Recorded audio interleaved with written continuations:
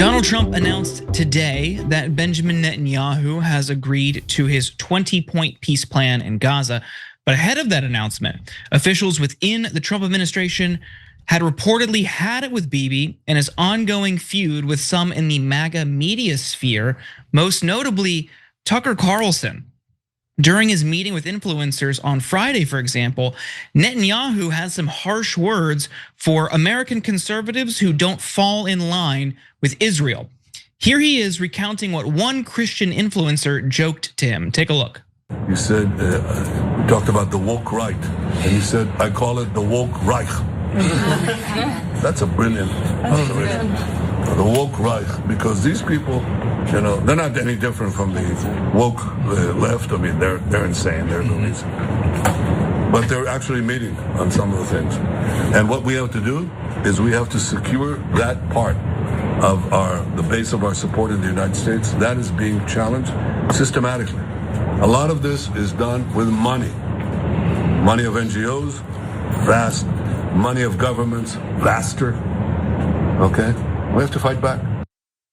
On Saturday, his son Yair Netanyahu also called Tucker Carlson Qatar's bitch and accused him of being obsessed about Israel, Jews, and Netanyahu.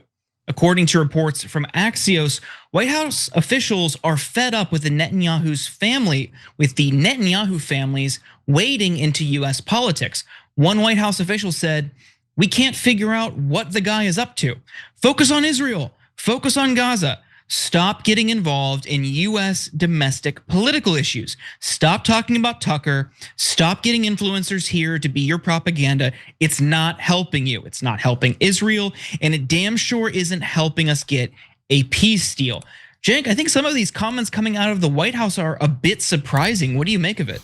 What I make of it is that they're losing their own base, and so they're in a bit of a panic.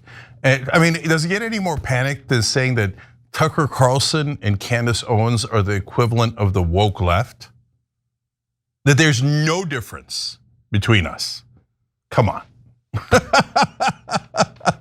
The woke right, you're gonna try to convince people that Tucker Carlson is fake right wing and Benjamin Netanyahu is more America first than Tucker Carlson is.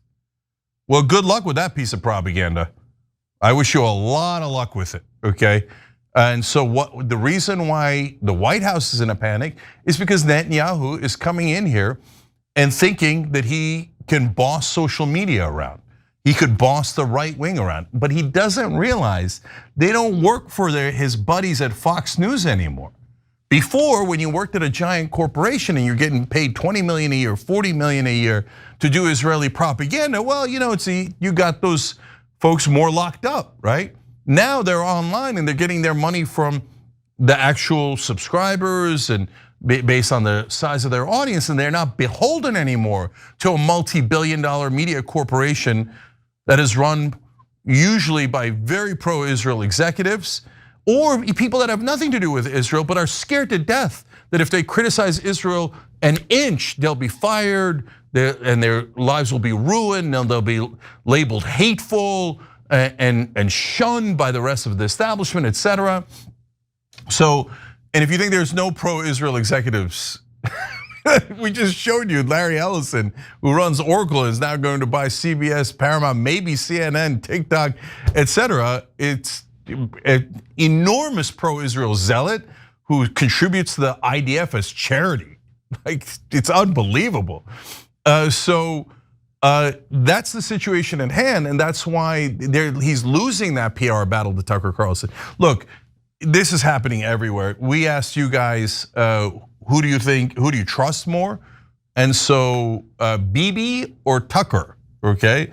And the idea that Americans on the left or the right are going to trust the leader of a foreign government over someone, whether you agree or disagree, clearly cares about America, right? I mean, there's a lot we disagree with Tucker on, but idea that Netanyahu is more pro-America. Oh, he doesn't care about Israel at all. I mean, he's the Prime Minister of Israel, but he's not concerned about them. No, he's really worried about doing the right thing for Americans.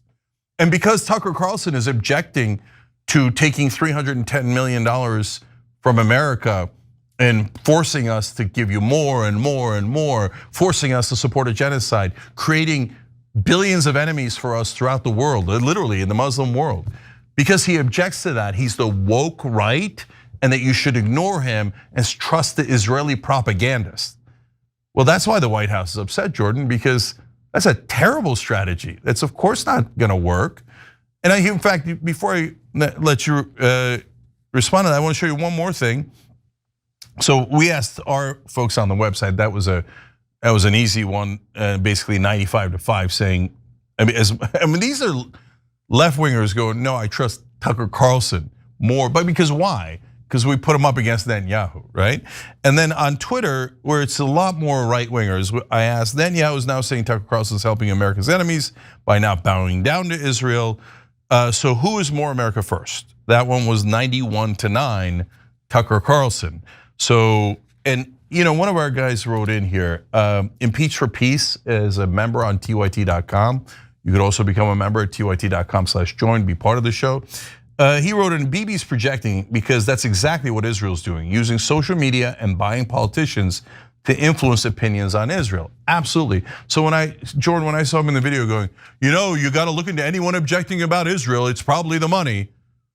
Brother, you're telling on yourself, right? Of course, if we say that, then they go, hey, anti-Semite, we're let's talk about money. And you guys are getting bad funding from Muslims. You should hate Muslims, hate all the Muslims, right? But you go, hey, it looks like you're getting money from Israeli zealots. They go, anti-Semite, cancel him, cancel him, cancel him. No one's allowed to disagree with Israel, right? Yeah, we're all sick of that crap, Jordan. Yeah, I think what this reflects in part is that the people making these claims, of course, have an incentive to smear their critics, but also the people who believe it and the people who parrot it in the right-wing media who are still aligned to Israel, or even just the broader Western press. Don't talk to regular people. People in Washington, don't talk to the average person.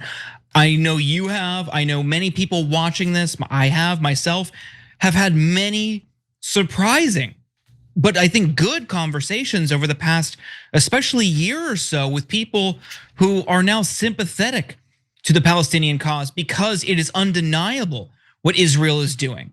Many conversations that I never thought I would have with people that I never thought I would have them with, who are now turning on Israel because it's undeniable. And instead of recognizing that and acting on it and responding to the shift in public opinion in the United States, Western leaders, politicians, the media, and Netanyahu, nope, we can't acknowledge it, we can't change course. The problem is TikTok. The problem is the vehicle, one of the vehicles that people are seeing the realities and the horrors on the ground. We can't let them see it. We have to keep them from the truth. And to do that, we're gonna allow right-wing billionaires and Israel-allied billionaires to control this social media app and prevent them from seeing the truth. It is Orwellian. They are trying to pull the wool over people's eyes in furtherance of a genocide. And people really need to sit with that. The consequences, the long-term historical consequences of allowing this to happen and deliberately obfuscating reality for people. Yep, but don't worry, if you say things that are true, you'll be called an anti-Semite and your life, they will try to ruin your life. But Israel doesn't control anyone in America. Controlling the media just because they bought half of it? No.